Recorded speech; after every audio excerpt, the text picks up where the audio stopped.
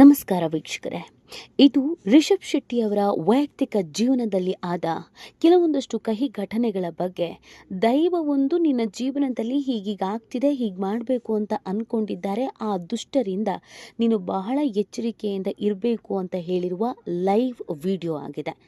ನಿಜವಾಗ್ಲೂ ಕೂಡ ಇದು ಆಶ್ಚರ್ಯಕ್ಕೂ ಕೂಡ ಕಾರಣವಾಗಿದೆ. ರಿಷಬ್ ಶೆಟ್ಟಿಯವರು ಪ್ರೀತಿಸಿ ಮದುವೆ ಆದವರು, ಆದರೆ ಗಂಡ ಹೆಂಡತಿ ನಡುವೆ ತಂದಾಕಿ ಅವ್ರ ಸಂಸಾರವನ್ನು ಹಾಳು ಮಾಡಿ ಬೀದಿಗೆಳಿಬೇಕು ಅಂತ ಹುಳಿ ಹಿಂಡುವ ಕೆಲಸವನ್ನು ಮಾಡಲಾಗಿತ್ತು.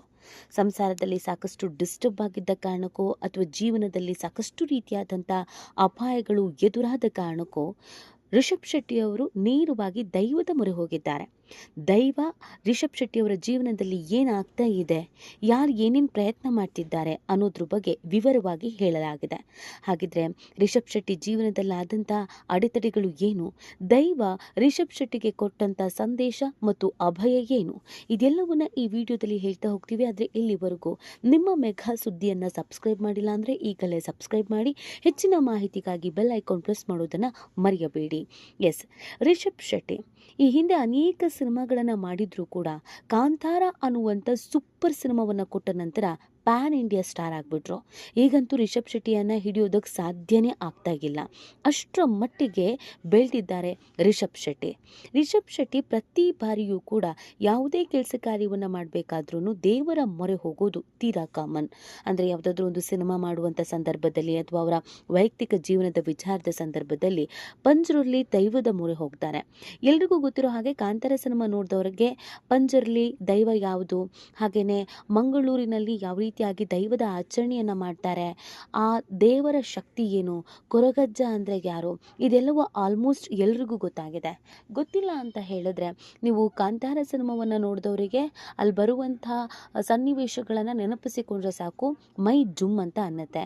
ಹೌದು, ಆ ದೈವದ ಬಗ್ಗೆ ಅಪಾರವಾದಂಥ ನಂಬಿಕೆ, ಅಪಾರವಾದಂಥ ಭಕ್ತಿ, ಗೌರವ ಇದ್ದ ಕಾರಣಕ್ಕಾಗಿಯೇ ರಿಷಬ್ ಶೆಟ್ಟಿಯವರು ಆ ಬಗ್ಗೆ ಸಿನಿಮಾ ಮಾಡಿದ್ದು ಮತ್ತು ಆ ಸಿನಿಮಾ ಸೂಪರ್ ಡೂಪರ್ ಹಿಟ್ ಆಗಿದ್ದು.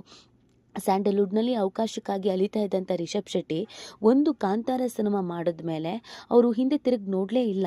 ಪ್ಯಾನ್ ಇಂಡಿಯಾ ಸ್ಟಾರ್ ಆದರು. ತೆಲುಗು ಹಾಗೆಯೇ ಹಾಲಿವುಡ್ಡು, ಬಾಲಿವುಡ್ ರೇಂಜ್ನಲ್ಲೂ ಕೂಡ ರಿಷಬ್ ಶೆಟ್ಟಿ ಅಂದರೆ ಯಾರು ಅಂತ ಪರಿಚಿತ ಆಯಿತು ಅಂತಂದರೆ ಅದಕ್ಕೆ ಕಾರಣ ಕಾಂತಾರ ಸಿನಿಮಾ ಹಿಟ್ ಆಗೋದಕ್ಕೆ ಕಾರಣ ಪಂಜರಲ್ಲಿ ದೈವ ಅನ್ನೋದನ್ನೇ ಕೂಡ ಹೇಳಲಾಗತ್ತೆ.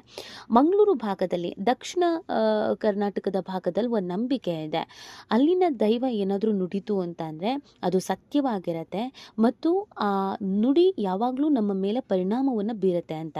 ಇವತ್ತಿಗೂ ಕೇವಲ ಮಂಗಳೂರು ಜನ ಮಾತ್ರ ಅಲ್ಲದೆ ಕಾಂತಾರ ಸಿನಿಮಾ ಬಂದ ಮೇಲೆ ಪಂಜರುಳ್ಳಿ ದೈವವನ್ನು ನಂಬುವವರ ಸಂಖ್ಯೆ ಹೆಚ್ಚಾಗಿದೆ, ಆ ದೈವಕ್ಕೆ ನಡೆದುಕೊಳ್ಳುವವರ ಸಂಖ್ಯೆ ಹೆಚ್ಚಾಗಿದೆ ಮತ್ತು ಇಲ್ಲಿಂದ ಅಲ್ಲಿಗೆ ಹೋಗಿ ಸೇವೆಯನ್ನು ಸಲ್ಲಿಸುವವರ ಸಂಖ್ಯೆ ಕೂಡ ಹೆಚ್ಚಾಗಿದೆ. ಹೀಗಿರಬೇಕಾದ್ರೆ ರಿಷಬ್ ಶೆಟ್ಟಿಯವರು ಇತ್ತೀಚೆಗೆ ತುಂಬಾ ಫೇಮಸ್ ಆದರು. ಹಣಕಾಸುಗಳಲ್ಲೂ ಕೂಡ ಅವ್ರಿಗೆ ಯಾವುದೇ ರೀತಿಯಾದಂಥ ತೊಂದರೆ ಆಗಲಿಲ್ಲ. ಮಕ್ಕಳ ಬರ್ತ್ಡೇ ಆಗಿರ್ಬೋದು ಅಥವಾ ಹೆಂಡತಿಯ ಸೀಮಂತ ಕಾರ್ಯಕ್ರಮ ಆಗಿರ್ಬೋದು ಅಥವಾ ನೆಕ್ಸ್ಟ್ ಸಿನಿಮಾ ಪ್ರಾಜೆಕ್ಟ್ಗಳಾಗಿರ್ಬೋದು, ಎಲ್ಲದಕ್ಕೂ ಕೋಟಿ ಕೋಟಿ ಲಕ್ಷ ಲಕ್ಷ ಖರ್ಚು ಮಾಡೋದಕ್ಕೆ ಶುರು ಮಾಡಿದ್ರು. ನೋಡ್ತಾ ಇದ್ದ ಹಾಗೆಯೇ ರಿಷಬ್ ಶೆಟ್ಟಿ ಎತ್ತರಕ್ಕೆ ಬೆಳೆಯೋದಕ್ಕೆ ಶುರು ಮಾಡಿದ್ರು. ಎಲ್ರಿಗೂ ಗೊತ್ತಿರೋ ಹಾಗೆಯೇ ರಿಷಬ್ ಶೆಟ್ಟಿಯವರು ಒಂದು ಸಿನಿಮಾ ಹಿಟ್ ಮಾಡ್ಕೊಳ್ಳೋದಕ್ಕೆ ಅಥವಾ ಒಂದು ಅವಕಾಶ ಸಿಗೋದಕ್ಕೆ ಬಹಳ ಅಂದರೆ ಬಹಳ ಕಷ್ಟಪಟ್ಟಿದ್ದಾರೆ. ಅವಕಾಶಕ್ಕಾಗಿ ಅಲ್ದಿದ್ದಾರೆ, ಸಿನಿಮಾವನ್ನು ಜನರಿಗೆ ರೀಚ್ ಮಾಡೋದಕ್ಕೆ ಕಷ್ಟಪಟ್ಟಿದ್ದಾರೆ, ಪರದಾಡಿದ್ದಾರೆ. ಆದರೆ ಕಾಂತಾರ ಆದಮೇಲೆ ಅವರಿಗಾಗಿ ಎಲ್ಲರೂ ಕ್ಯೂ ನಿಂತ್ಕೊಳ್ಳೋ ಪರಿಸ್ಥಿತಿ ಬಂದಿದೆ.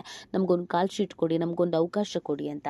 ಅವರ ಏಳಿಗೆಯನ್ನು ಸಹಿಸದ ಎಷ್ಟೋ ಮಂದಿ ಅವರು ಬಿದ್ದು ಹೋಗ್ಬಿಡಬೇಕು, ಅವರು ಸಿನಿಮಾದಲ್ಲಿ ಸೋಲನ್ನು ಕಾಣಬೇಕು, ಅವ್ರಿಗೆ ಯಶಸ್ಸನ್ನೋದು ಸಿಗಬಾರ್ದು, ಒಳ್ಳೇದಾಗಬಾರ್ದು, ಈ ಥರದ್ದು ಪ್ರಯತ್ನಗಳನ್ನು ಮಾಡ್ತಾ ಇದ್ದಾರೆ. ದೇವರಿದ್ದಾನೆ ಅಂತ ಅಂದಮೇಲೆ ದೆವ್ವವೂ ಇದೆ ಅಂತ ಕೆಲವರು ಹೇಳ್ತಾರೆ. ಪಾಸಿಟಿವ್ ಎನರ್ಜಿ ಇದೆ ಅಂತಂದರೆ ನೆಗೆಟಿವ್ ಎನರ್ಜಿ ಇದೆ ಅಂತಲೂ ಕೂಡ ಕೆಲವರು ನಂಬ್ತಾರೆ. ಇವತ್ತಿಗೂ ನಾವು ಹಳ್ಳಿ ಅಥವಾ ಗ್ರಾಮೀಣ ಭಾಗದಲ್ಲಿ ಗಮನಿಸಿದಾಗ ಈ ಮಾಟ ಮಂತ್ರ, ವಶೀಕರಣ, ಈ ಥರದ ವಿಚಾರಗಳನ್ನು ನೋಡಿದ್ದೀವಿ. ಅದೆಷ್ಟೋ ಸೆಲೆಬ್ರಿಟಿಗಳು ಅಥವಾ ಸಾಮಾನ್ಯ ಜನರು ನಮ್ಮ ಮೇಲೆ ಮಾಟಮಂತ್ರ ಪ್ರಯೋಗ ಆಗಿದೆ, ನಾವು ಗಂಡ ಹೆಂಡತಿ ತುಂಬ ಚೆನ್ನಾಗಿದ್ವಿ, ದೂರ ಆಗಬೇಕು ಅಂತ ಕೆಲವರು ಪ್ರಯತ್ನವನ್ನು ಪಟ್ಟಿದ್ದಾರೆ, ಅಲ್ಲೆಲ್ಲೋ ಹೋಗಿ ಮೊಳೆ ಹೊಡೆದು ಬಂದಿದ್ದಾರೆ, ಆ ಸಂಸಾರ ಹಾಳಾಗಬೇಕು ಅಂತ ಇನ್ನೆಲ್ಲೋ ಹೋಗಿ ಯಾರೋ ಏನೋ ಕಟ್ಟು ಬಂದಿದ್ದಾರೆ, ಇದರಿಂದ ನಮ್ಮ ಸಂಸಾರದಲ್ಲಿ ಸಮಸ್ಯೆ ಆಗ್ತಿದೆ, ಮೊದಲೆಲ್ಲ ನಾವು ತುಂಬ ಚೆನ್ನಾಗಿದ್ವಿ, ಇತ್ತೀಚೆಗೆ ಅದು ಯಾಕೋ ಗೊತ್ತಿಲ್ಲ ತುಂಬ ನಮ್ಮ ಮಧ್ಯೆ ಜಗಳ ಆಗ್ತಾ ಇದೆ, ಸಮಸ್ಯೆಗಳಾಗ್ತಾ ಇದೆ ಅಂತ ಹೇಳ್ಕೊಳ್ಳೋದನ್ನು ನೋಡಿದ್ದೇವೆ. ರಿಷಬ್ ಶೆಟ್ಟಿ ಫ್ಯಾಮಿಲಿಯಲ್ಲೂ ಕೂಡ ಅದೇ ಆಗಿದೆ. ದೈವ ಈ ವಿಚಾರವನ್ನು ನುಡಿದಿದೆ. ನೀನು ಕೆಳಗೆ ಬೀಳಬೇಕು ಅನ್ನುವಂಥ ಕಾರಣಕ್ಕೆ, ನಿನ್ನ ಹಾಳು ಮಾಡಬೇಕು ಅನ್ನುವಂಥ ಕಾರಣಕ್ಕೆ ದುಷ್ಟ ಶಕ್ತಿಗಳು ನಿನ್ನ ಮೇಲೆ ಸಾಕಷ್ಟು ರೀತಿಯಾದಂಥ ಪ್ರಯೋಗವನ್ನು ಮಾಡಿದೆ. ನಿನ್ನ ಸಂಸಾರವನ್ನು ಹಾಳು ಮಾಡಬೇಕು ಅಂತ ಅನೇಕರು ಕಾಯ್ತಾ ಇದ್ದಾರೆ.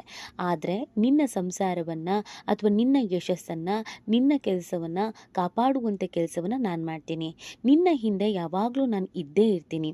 ಆದರೆ ನೀನು ಇದಕ್ಕೆಲ್ಲ ಒಂದು ಕೆಲಸವನ್ನು ನನಗಾಗಿ ಮಾಡಬೇಕು ಅಂತ ದೈವ ಹೇಳಿದೆ. ದೈವ ಹೇಳ್ತಾ ಇದ್ದ ಹಾಗೆ ರಿಷಬ್ ಶೆಟ್ಟಿ ಅವರು ಒಪ್ಪಿಕೊಂಡಿದ್ದಾರೆ, ಯಾವ ಕೆಲಸ ಆದರೂ ಮಾಡ್ತೀನಿ ಅಂತ.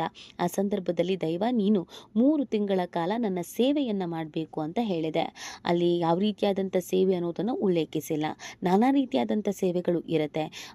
ಅಲ್ಲಿ ಕೆಲವರು ಹೋಗಿ ಪೂಜಾ ಕಾರ್ಯಗಳಲ್ಲಿ ಭಾಗಿಯಾಗ್ತಾರೆ, ಕೆಲವರು ಹಣವನ್ನು ಕೊಡ್ತಾರೆ, ಅಥವಾ ಆ ದೇವರ ಬಗ್ಗೆ, ದೈವದ ಬಗ್ಗೆ ಜಗತ್ತಿಗೆ ತಿಳಿಸುವಂಥ ಕೆಲಸವೂ ಕೂಡ ಒಂದು ರೀತಿಯಾದಂಥ ಸೇವೆನೇ.